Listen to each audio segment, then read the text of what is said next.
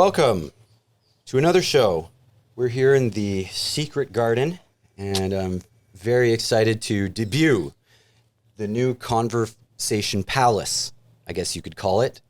We got a fountain in the background. What does a fountain represent? Is it something like youth, vitality? Throughout history, the fountain is a symbol of longevity and health. And I think that's appropriate because today we have a very talented, smart young lady who I'm trying to hide how nervous I am talking to. Her name is Mankow. She's a doctor of traditional Chinese medicine. That's a TCM, if you've ever seen that around. That's a new term for me. Yeah. And all of a sudden, it's becoming very popular, I've noticed. People are coming out of the woodwork. Oh, my brother's a TCM. I know a TCM over here. It's no longer a fringe, to the side, overlooked modality or practice, or what would you call it? Yeah, well, TCM is interesting because it is like there's this philosophical, like the Taoist, and so like some people live their life by it, and it's this lifestyle, but then it's also a medicine. So then it's like traditional Chinese medicine. So there's like the philosophy and then the actual practical aspect that we use to help patients and treat different conditions. And I loved what you were saying because in Feng Shui and TCM, it's important to have fountains with running water because then you're clearing the energy. We're working on that. The pump is getting repaired, so we'll be fully Feng Shui'd out. Because I do respect the aspect of Feng Shui. It's something that I'm learning more about. And some of it is instinctual, almost logical. Yeah. For instance, having a chair where you're sitting in a room and then you have a door behind you, this takes you out of control of the room. And what you have floating around behind you is worry chi. And I can totally relate to that because I don't feel comfortable personally when there's a door to my back. Yeah. I like to be, have an overview of the room that you're in. And I don't know if that's a security thing, a guy thing, or it could be in Feng Shui, it's universal, right? Yeah, yep. Very sure. interesting. Now, So you talk about, a lot of people know about Chinese philosophy. It's it's popular. Those two words together is quite popular. We know Sun Tzu, like philosophy. Who is the thinker? Oh, Confucianism? Yes, Yeah, Confucius. yeah. That was Chinese, I'm pretty sure. And that was a very popular school of thought. Yeah. But the medicine part of traditional Chinese medicine, what is that? Yeah, well, and I think it became like based off the philosophy came first. And then I think it's a really beautiful medicine because it relates humans and the human body to nature. And so the more we can understand like how the seasons and how nature flows, then we can understand how those elements play out within ourselves. So we do divide like the organ systems. They have elemental names. And yeah, I think that's a beautiful part of it. Elemental, like earth, water, fire, air. Yeah, so it's a little bit different than some of because I think there's the classical 4 elements. And then in Chinese medicine, there's water, earth, wood, metal, and did I say fire? Yeah, Fire. of course. So yeah, so we have 5 in Chinese medicine, whereas like the classical and like astronomy and such, they don't use have like wood. the 4. Yeah, they don't have wood. Yeah. And that's like a kind of a pet project of mine. I like learning these different philosophies and taking different aspects because like Chinese medicine was so deep into it. And then now that I get to meet like more practitioners practicing like the 4 classical, seeing how that fits. Because like I know even like spirit, I believe, is kind of at the core of the 4. Okay. And so trying to bridge those together. And that's very interesting because I like to dabble around on instruments, and most of them are made of wood. Yeah. And they involve vibrating. Yeah. So you're vibrating wood, and it sounds nice. People enjoy it, I hope. But when great players play a wooden instrument, it definitely has a very powerful property.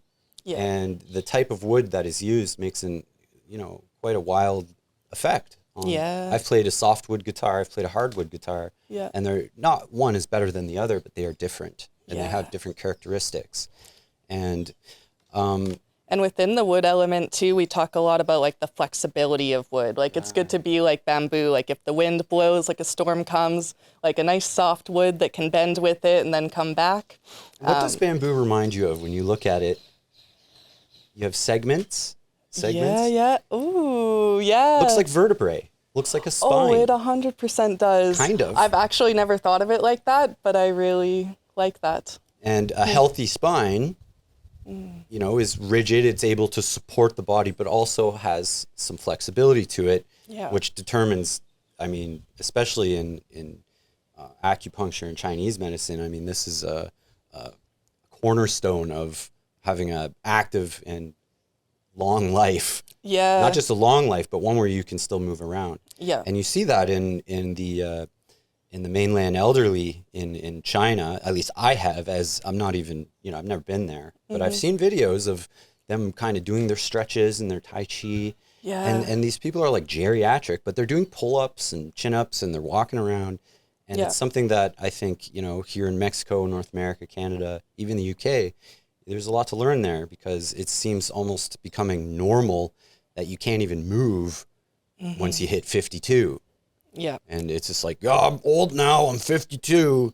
It's like, no, actually, your lifespan goes right into the triple digits and you got a lot of life left. Yeah. But there has to be some responsibility, I suppose. Yeah. Getting to know a TCM like Megan would probably help, you know? You end up Yeah. like that French guy giving tours in the Alps. He's 94 and he's doing, you know, 20-kilometer tours in France. Yeah. How does this work? I mean, Yeah. as a how do you interpret that as a TCM? Now he lives an active life. He's not in the city. He's Yeah. on a farm. Well, even like just like if we keep on the frame of like the wood element, Yes. it does control like the smooth free flow of chi, which like chi is the vital energy force of our body. And so by doing that, that's like keeping our emotions regulated. So like it's important, like all the emotions are important, but not being stuck in it, like holding on to one. Right. So like when you feel something, like really feel it. And then when it's no longer serving you, letting it go. But if you find yourself like constantly stuck in these states of like you just get irritable or frustrated really easily, then that means like your chi isn't flowing well. Right. And then another way to move your chi is exercise and movement. So it's just important like emotionally, physically, spiritually to be constantly moving through. What is chi? Yeah, so chi is kind of like it's the vital energy force of the body. And we can kind of look at it like electricity or energy. You can't see it, but you can definitely feel it. And I think it's really cool too, like this medicine is thousands of years old, but now we do have like electrical point finders. And so you put it over the acupuncture points and there is a higher amount of stimulation there. So I think that's incredible that this has lasted thousands of years, and it's kind of like They didn't technology. have detectors, Yeah. you know, when they and it's came like up the with technology and science is catching up to it, honestly. Even there's another organ system called the Sanjiao or triple warmer. And so that's always been part of the organ systems in Chinese medicine. And they just recently discovered this like big organ inside of our body, and it encompasses like the fascia and the organs, and it goes all the way through, but it's liquid. And TCM was developed, like the medicine was developed on live people, whereas Western medicine was done with cadavers Right. and once people were already dead, so this tissue wasn't alive, you couldn't see it. Yes. And then now we are finding out like when we actually analyze live people. So what do you think about vestigial energy systems that we perhaps aren't aware that we possess? The example being is, I don't know what religion you subscribe to, but I think evolution has a strong likelihood of being real to an extent. But at least all the animals and creatures and life form on this planet are related in some way. We operate on the same systems. We have a brain, we have spines and that kind of thing. I'm talking about vertebrates, not invertebrates. We're not going there. Not to the aliens. That's another show. But you have with fish, and this is what I'm getting at, is down their longitudinal lines of symmetry, I guess you could say, if you want to sound fancy.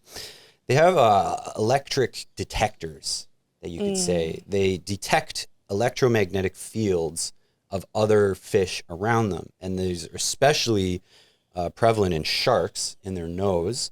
Yeah. And they can essentially feel the other fish around them. Yes. And I think that is related to the chi. It's related to the meridian system, and it is really the undiscovered power that some of these gurus I've seen that have. I mean, I'm asking you, like, what is chi as a explorer, because I know that some people don't know about this stuff at all. But I've seen this one healer who had such control of his chi that he was like lighting stuff on fire, and he was electrocuting people's arms. And these are skeptics. These are people, you can look this up. It's on YouTube. Maybe I'll link it in the description. But what do you think of that? Do you think there's a connection with the natural world, or is this a human only thing? That was a long question. I'm sorry. Yeah, no, I think that's a good question. And it's something to think about. Like, within Chinese medicine, it is kind of believed that the qi is kept in the body. But also, again, like you were even talking, but like plants possess a spirit. And that's why herbal medicine is a part of it as well. Like, plants have these nature, and that's energetic. Same with people and animals. And the cool thing is that I don't think one philosophy has captured everything. You know, like you can talk about like the chakra systems, and as a matter of fact, like a lot of the important acupuncture points fall along those chakra systems. Right. But it's like this abundance of energy, and there's different ways of studying and looking at it.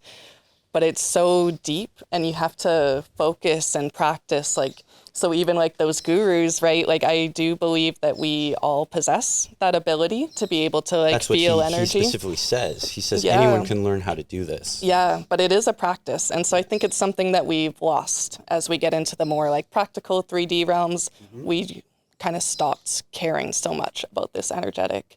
But you can tell, like when you walk in a room and it's tense, like that's like an energetic field. Like, there is simple ways to look at it. So in the practice of Qigong, which is being suppressed right now for some reason, I find that, strange when the large institutions in control of our societies deem things that are extremely helpful as harmful. Yeah. Well, what's with the inversion there? But when it does give you the opportunity or the realization that now you don't even need to research things that are good for you, because if the government says they're bad, that means they're good. I'm just kidding. Research, do your own research. But tell me about Qigong and how that practice relates with TCM. Yeah, so Qigong is a part of traditional Chinese medicine, and it is like the ability, again, it's a skill and a practice, but that you can move from your core energy center, your dantian, as we call it, and move qi to the areas of your body that need it.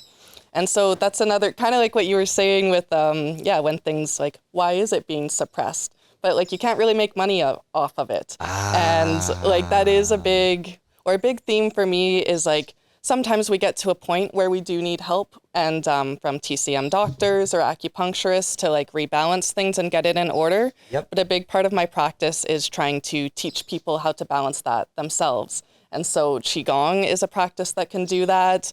Food, lifestyle, like these different exercises. And so I really think my favorite medicines are where you give the power back to the people, because like it is within ourselves. It just takes some dedication and focus, and maybe you don't have time for that, and then that's when you seek help and like learn about these things. But really, a good TCM doc should be giving you some like homework and telling you, so that it's not just you're coming back like a big one. Okay, let's say I'm your average Joe, and what would be something that I would seek out a TCM for? Be it everything, or is it specific things? Yeah, like... Are you replacing an MD? I mean... There are certain things that I refer out to. So I would definitely say I'm not replacing a Western MD.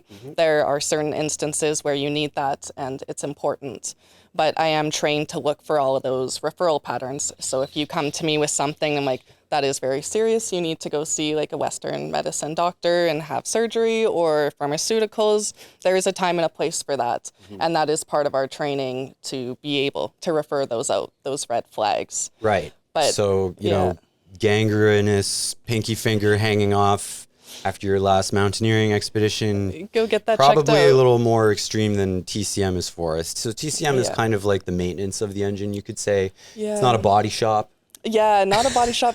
It's really good for preventative medicine, but it does also treat. Yeah. Like, so we can balance those things. Like seeing a lot of fibroids lately, TCM is really good for that. And TCM in Western medicine. What is a fibroid for those that don't know? Fibroid is like a uterine cyst. So a growth within the uterus. It doesn't have to be the uterus, but that's what I've been seeing a lot of lately. And yeah, so, but TCM is really good for those kind of weird things. And that's where I see Western Med and TCM really complementing and filling in each other's gaps. Yes. I'm not going to do surgery and all of that. That's for Western medicine. But I do have lots of people come to me where they've kind of exhausted all of their options and it seems like no one can really figure it out. And that's where TCM really comes in handy because we do a whole health history intake, and so we go over every detail of the organ systems, and then we can group those together and figure out which organ system is out of balance and treat it that way. So a big part of it is diagnostics. Yeah, diagnostics is huge, and I know it can seem lots of people, they come to me for pain. And I make them fill out this whole like health history form, and I know that they're annoyed with me. It's like, no, you don't realize. Yeah, like it matters where on the wrist, and like for example, if it was the wrist and it was more in the center, and then I go through and you're also experiencing like anxiety and palpitations, like that's your heart protector meridian, and so that dictates the points that I use because I don't always just needle into the local area. Right. I do have a special focus in like sexual and reproductive health, and that's a big question that I get all the time is like, are you gonna put needles like directly In my into the Johnson? local? Yeah, and I'm like, no, not at all, because we're working with like meridians, which are the energetic lines of the body. So I treated Carol, I need you to cancel my Thursday. It's not what I thought. Okay, anyways. Yeah, no, I know, but it's a common question I get, and so I like to say that off the bat. It doesn't have to be local. Like we're using the meridians. Well, there's referral points, I guess you could say, and Yes. I had an interesting discovery of how referral points work. When I had a fairly serious accident, I ruptured my spleen skateboarding. Just smashed it like a water balloon. So it was lacerated in multiple places. I was bleeding to death on the inside, which was an interesting experience because there was no outward injury, and I was winded. Like what I did was I was jumping across the tabletop, and I did what's called a hang up. That's where you don't clear it all the way. You can hear the jungle chickens. I caught my back wheels, and I essentially Supermaned. Whereas when you fly with your hands forward without the skateboard and then dropped the rest of the way to the tabletop, jammed my elbow in my rib cage very, very hard off of a drop. I was winded. I started catching my breath, but then I started falling asleep uncontrollably. So I was severely bleeding on the inside anyway. I went to the hospital. They didn't do anything. It clotted on its own. I was lucky. I got good clotting factors, I suppose. Perfect. So I just sat in a bed basically for 5 days, and that's it. They didn't do anything to me. However, what was really weird, and this is where getting into the referral point, was your spleen as an organ has a referral nerve system. I don't know. This is your expertise, but what was happening was my left shoulder felt like I got hit in it by a hammer. Felt like someone hit me in the shoulder with like a crowbar. And it was spasming and doing beep, beep, beep, beep, beep, beep, beep, beep. It was pulsing and doing all this insane muscle spasming going on in there. Yeah. And it was actually the doctor who's not a TCM, but he said, oh, we see this all the time with spleen injuries, is your left shoulder will start spazzing out and going nuts. Interesting. Okay.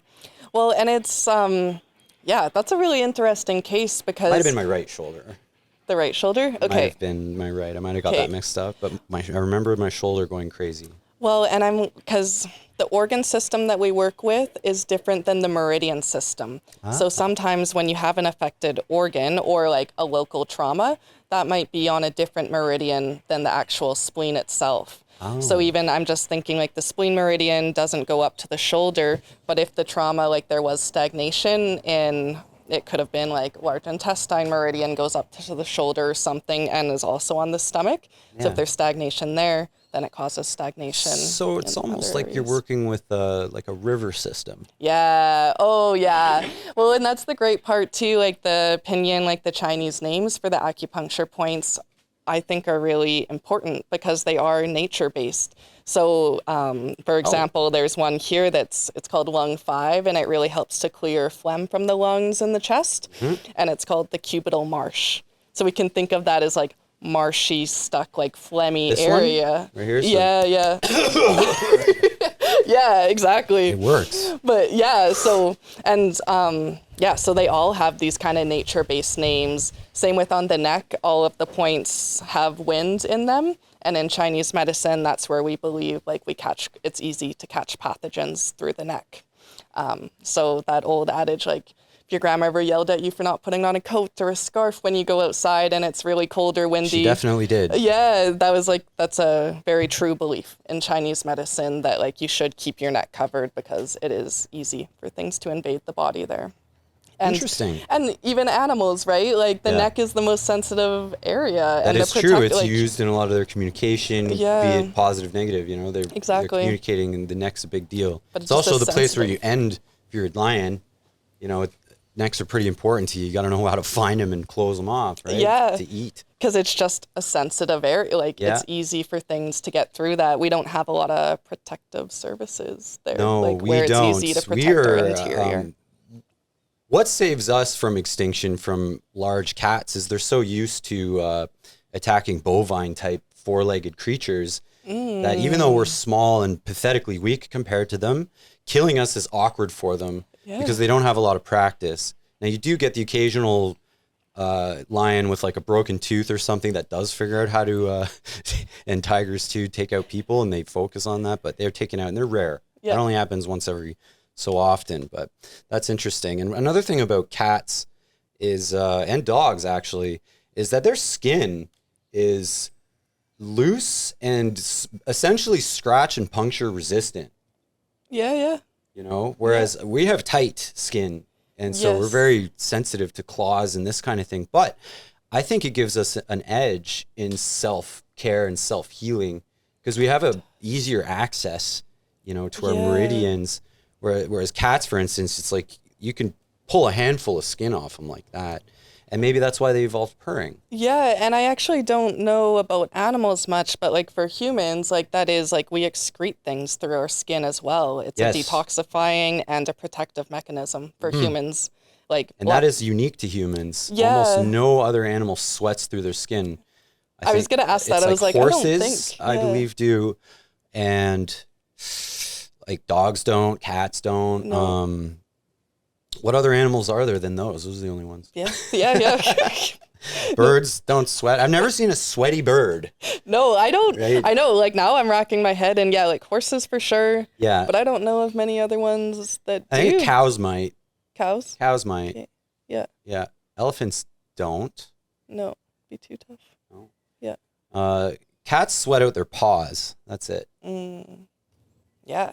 Well, and then like even that skin is very sensitive. Yes, it is.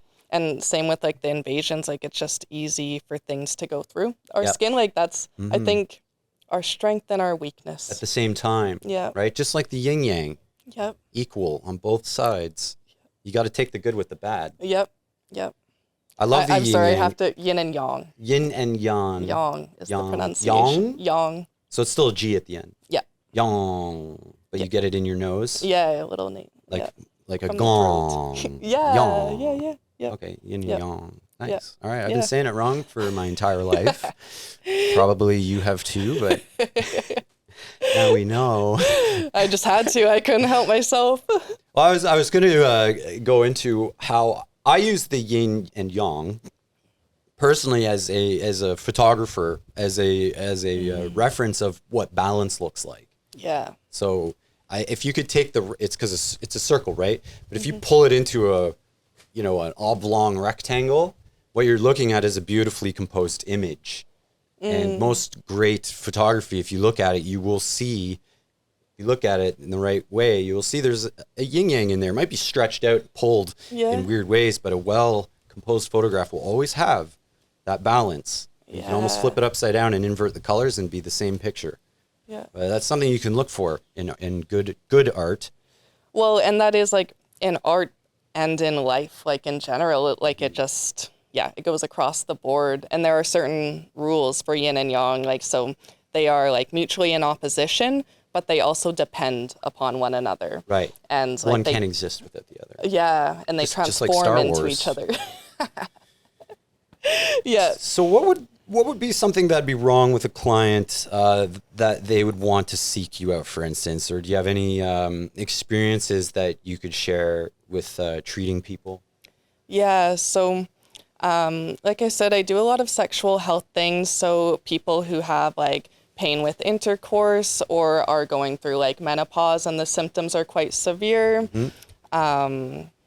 Painful periods, like anything menstruation. I like working with that.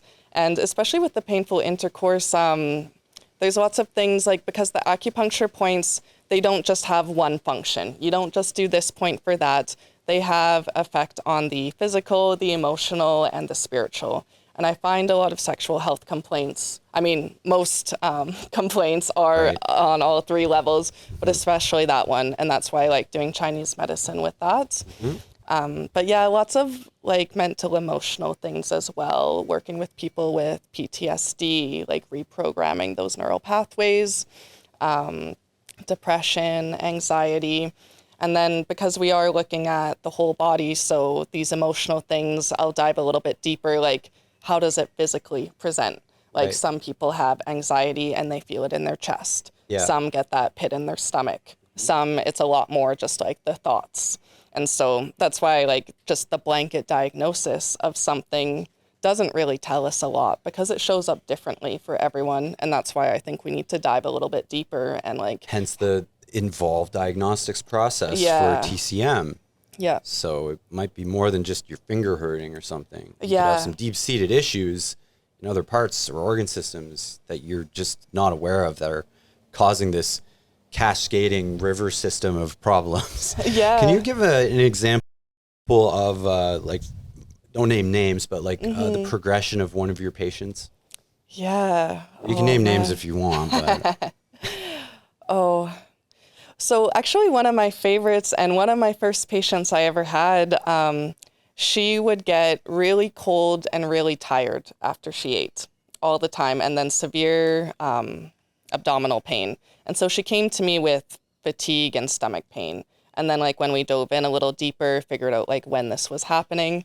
And so then we went into her diet and it was like, okay, like what types of foods are you eating? And then we found out like smoothies in the morning every time. And this was in Canada. So of course, like that temperature plays a role, but smoothies and salads. And so she thought like, I'm doing everything right. So like this is healthy eating, healthy foods, which it is. But sometimes if our digestive system is weak, we don't process those cold, raw foods as well.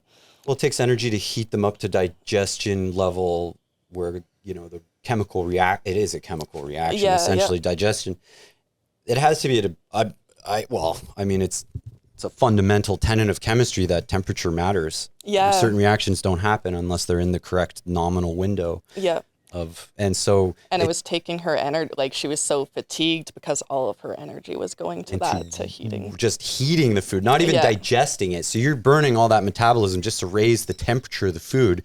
Never mind the digestion process, which hasn't even happened yet. I mean, some of it is passive, some of it's done with acid, but a lot of it is not passive. There's a lot of actually activities in the body that are far away from passive, and ones that you wouldn't think. I know that we had Paul on the show talking about water and the differences between, you know, pH balance and even the molecular arrangement of the water, whether it's been magnetized or vibrated, or if it's stagnant, or if it's running, or, you know, does it have entropy in it? Does it have a lot of dissolved solutes in it, so it's got less bioavailable electromagnetism for the reactions that occur that make life possible itself? The answer is no, it doesn't. The body has to prepare the water.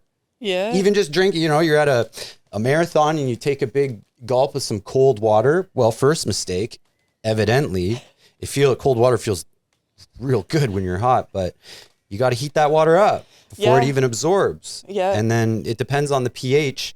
Your body has to change the pH of that water to absorb it. Yeah. And a lot of it just gets flushed through. Yeah. You just piss it out again. The amount of water that actually becomes used in the cell for metabolism is very little. And the reason for that is it's very difficult to molecularly prepare water to get into a cell. Yeah. Unless you're using water that's already prepared. Such as what Paul refers to as easy water.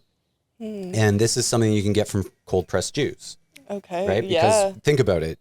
What is juice in a plant? Yeah. It's literally the water of life. Yeah. It is supporting life. It is in the process of supporting life. The plant has prepared the water for all of the necessary actions. Yeah. And so he was saying, and I found this really interesting, that why juicing is so healthy. It's not even because of the nutritional value of the juice, but it's because of the water in the juice itself, which, by the way, if you blend, you're not getting that benefit. That's interesting. Yeah. And I really like that. And like, nature is so smart. All of these things it already has figured out. And it's when we try to break apart these chemicals. That's right. And like, really, like, marijuana is actually a good example. Like, the plant itself has a nice balance of THC, CBD, and they balance each other out. And then once humans started consuming and we started just taking the THC and getting as pure THC as possible, that's when we did see it unlock some like addictions or mental health. And that's in like the very strong, like when it's just balanced, like the natural plant itself, you need a little bit of that. Or same with sugar, like honey is protected by bees. Yeah, and like sugar cane, why it is was hard honey? to access Honey it. is essentially glucose, right? Yeah, Fructose, yeah. glucose. But like honey is so good for you, whereas corn syrup is cancer juice essentially, or heart attack. Because we just refine the heck out of it. Yeah. And so and same with like plant nature, like when like some pharmaceuticals, if we only take the active compound, that's when we see side effects, because nature has a way, it has the yin and the yang, Those it buffer balances it out. systems. And so we might not see the efficacy of the other like compounds of the plants just because we're looking at the one specific thing we want to extract from it, but it is important because it provides that balancing nature to everything. So when it comes to when you send your clients home or your patients home, they do get goodies, right? I mean, I was going to ask you, what is the relevance of herbalist type stuff with traditional Chinese medicine? Is herbalism a European thing, or is it a Chinese thing? Or is it both? Does it predate? I mean, I think herbalism is a cross culture, but there's different ideas behind it. And so, there's European herbalism, Chinese medicine herbalism, and then even in the West, we also have herbalism and like plant spirit medicine and all of that. But with Chinese medicine, it is, we are looking at the different properties of the plant and the herbs. So if it's hot natured, cold natured, the yin, the yang, if it goes to which organ system, and then we can pair it with other herbs, and we've created these extensive formulas. So that's what I work with a lot, is these pre-made formulas, because again, we're using these herbs to balance out any side effects that could come up. So if something is super hot in nature, then we'll pair it with something a little bit more cool in nature, so it's not causing hot flashes and whatnot. And sometimes if you've gotten herbs and then you're getting these weird symptoms, you should go back to your herbal prescriber, and they can just adjust it with another herb to balance that out. So this sounds pretty complicated. Like, this isn't something you learn in a weekend, No, is it? No. It was a 5-year program. 5-year program for TCM. Yeah, for TCM. And so what I guess I should explain what's like encompassed in TCM is the herbalism, cupping, gua sha, and acupuncture is what I practice from it, are the main ones. But there's also tuina, which is a style of massage. I just You unfortunately got to get didn't in get between into. her. Like, terrible. So good, so good. Yeah. Was there any other secret ones? Any other secret Yeah. ones? Like there's Like, you know, in different. Street Fighter when Ryu goes Hadouken? No? I didn't watch Street Fighter, Oh, okay, all right. unfortunately. Is that like an energetic one? Like he can do something really Yeah, cool? it's an energetic thing. Okay. And he goes like this, he goes, "Bwah!" And then an energy ball flies out. And I then, mean, I think that's kind of like Qigong. Like you can move like the energy centers. And so that's the thing is like there's different Qigong practices for the organ systems. So if you went to your TCM doc and they're like, okay, like diagnostically, it's the like lung energetic system that is out of balance. Yeah. Then they could prescribe you lung Qigong exercises so that you are moving. Like you're just telling the body where it needs a little extra attention. If the energy channels are blocked, we need to move through that, and maybe that's why you're having a lung imbalance, is we just need to tell the body, we need to focus here a little bit more. We kind of glossed over that, whether Yeah. it be because we're so stressed or we're not eating right, that hasn't been our focus until the body says it is our focus now, and then you start to notice and you Yes. need to get treatment for it. Yeah. So TCM is something that it sounds like everyone could benefit from. Like if you're sick or not. I Yeah. mean, some people out there are, what can you say, like high performers, or they Yeah. aspire to be high performers. Yeah. Would they be someone that has a TCM on their team? Yeah, I would definitely say so because it does it's preventative care. And Yeah. so we are increasing like the blood and energy circulation in the body. We can help with like the muscle tissue, the emotional balance, and it just really brings you like regulates the nervous system. So most people, when they come out of the treatment room, or if you've ever had acupuncture, you're in a different state of mind. Like it's not only like the physical that is going on, Yeah. you just feel ready to handle things.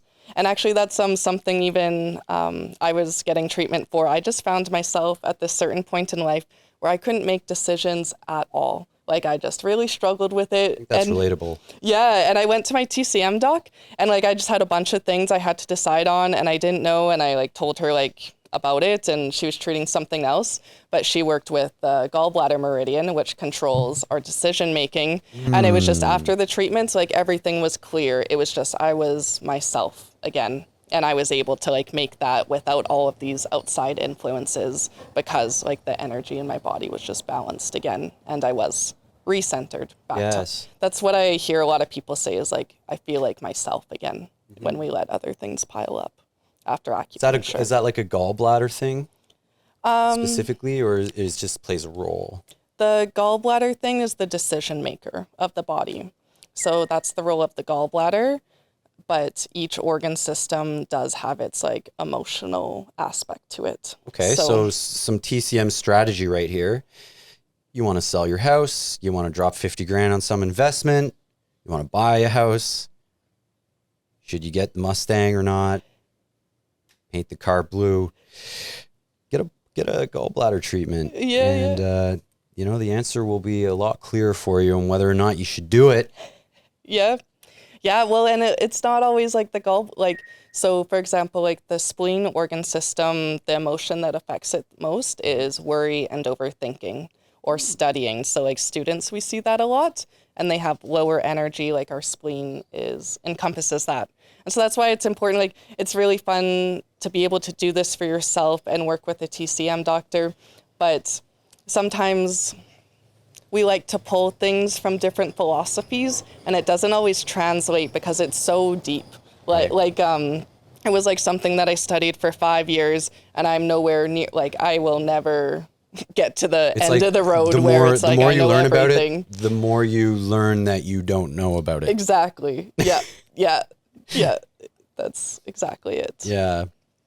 That's like I guess in my world, special effects and animation and that kind of thing is like that for me. Yeah. Where it's like, oh, I made a sphere in my art program and I'm going to make a material for it. And it's like, oh, here's how you do a flow chart of materials and blah, blah, blah, blah, blah. And it gets one bottomless pit of madness.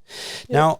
Now, when you were saying the spleen thing and the worry thing, believe it or not, I have a bit of an anxiety issue. Okay. You wouldn't know it because I'm sitting here in front of a camera talking, but stemming back, now that I think about it, I've never had any treatment done on my spleen, which I'm sure is full of scar tissue.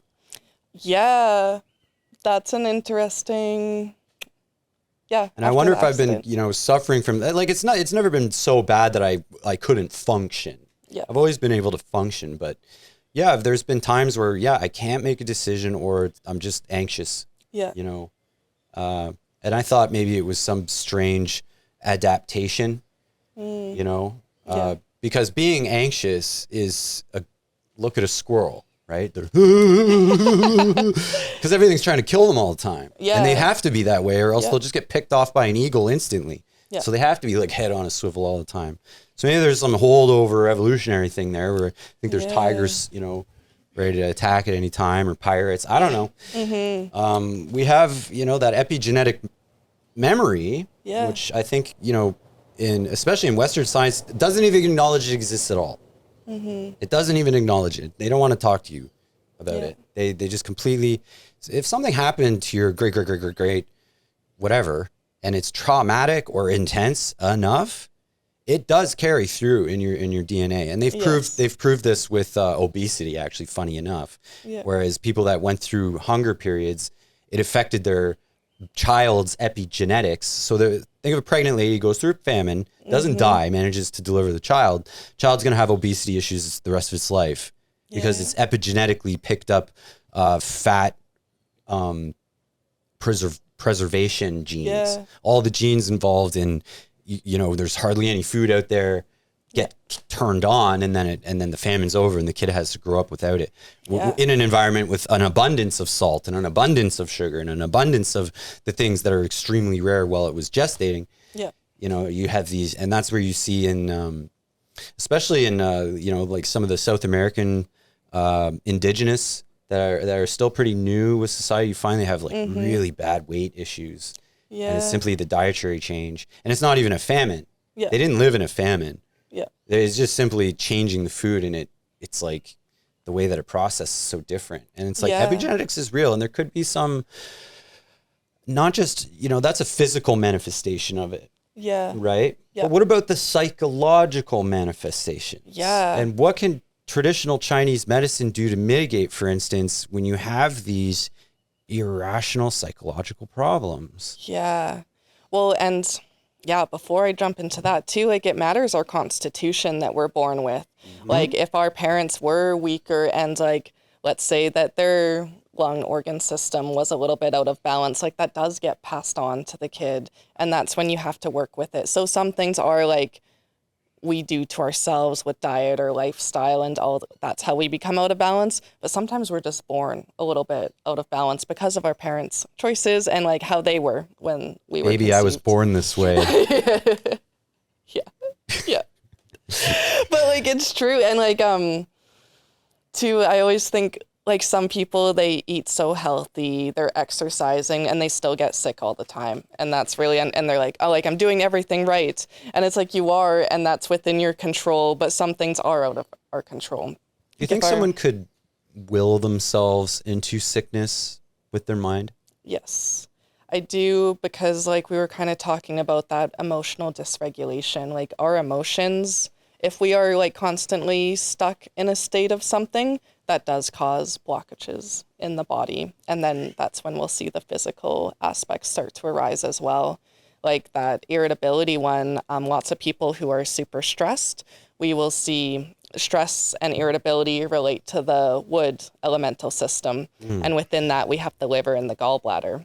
And so then the meridian of the gallbladder goes in behind the neck and then across the traps. And like how many people, they're like, I'm so stressed and I hold my stress in my shoulders and my neck. Oh, like that's I'm a manifestation. That's where I'm at. I mean, I'm using a back roller like every day trying to dig out that exact spot. Yeah. And, you know, I get regular chiropractic treatment. I get acupuncture when I can. I'd like to do it more, but it does, you know, I need to make more money so I can get more acupuncture. I get it like every day if I could, honestly.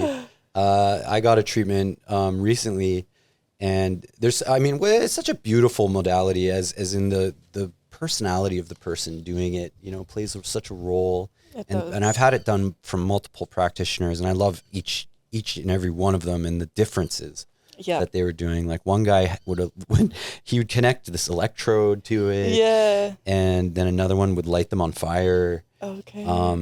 I had a really great experience with one where I went unconscious and I saw a tree I had a literal vision. Yeah. And I was like, am I supposed to hallucinate? And he said, that's normal. Yeah. It actually happens all the time. And it's like, okay, it's a lot more powerful than I thought. There's no drugs involved. Well, I and swear, I because, did nothing. yeah, but I've had that from patients as well. They're like, it almost feels a little bit psychedelic. And like it is because like acupuncture and Chinese medicine is based off the philosophy of nature. Like it uses a lot of nature metaphors and we do get these visions. And again, some like very skilled practitioners, when they're feeling pulse, like they can kind of visualize that as the energetics or like as it relates to nature, and then can like relay that to the body. This is a modality where the practitioner's intuition plays quite a large role. And some people might be talented right away, and some would have to develop that talent. Yeah. Well, and I think that's where it varies within the practitioners. Like some practice only, like there's IMS or dry needling. And so they technically call that acupuncture, but you're just going into like motor points for the muscle release. So there's practitioners like that. And then there's some that practice more like this esoteric style of acupuncture, where it is very based on like astrology and the chakras and different things like that. And so everyone has their flavor because everyone goes to school, but then you get to decide what you specialize in, like what techniques. So even me and Orion, like the other acupuncturist here, like just talking about like, what's your style? Like there's Japanese. Would you like to do a show with him?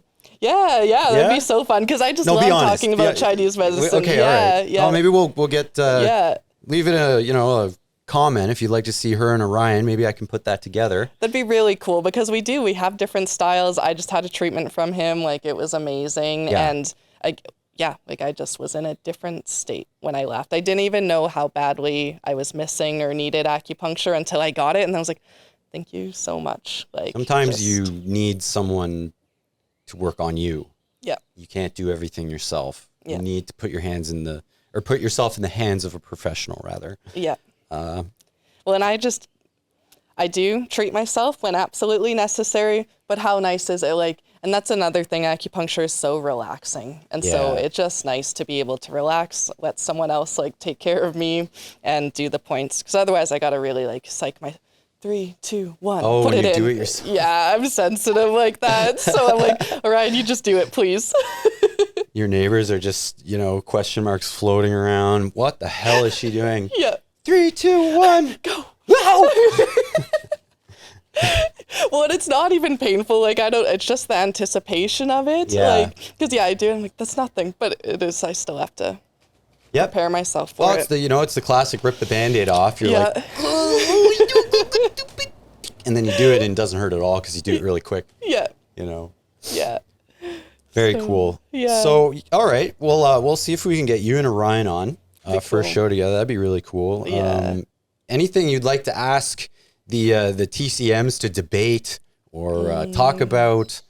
Any questions for them? Again, put them in the comments. I do read them. We do read them. Yeah. Oh, that would be great. Yeah. Yeah. Anything else we can talk about with Megan Mankow? This is Megan Mankow TCM here in Ixtapa, Zihuatanejo, one of our wonderful practitioners, bringing her wealth of knowledge to the place. How would someone get in contact with you? They wanted to because you do consults all over the world, right? Yeah. It's not just in person. You can.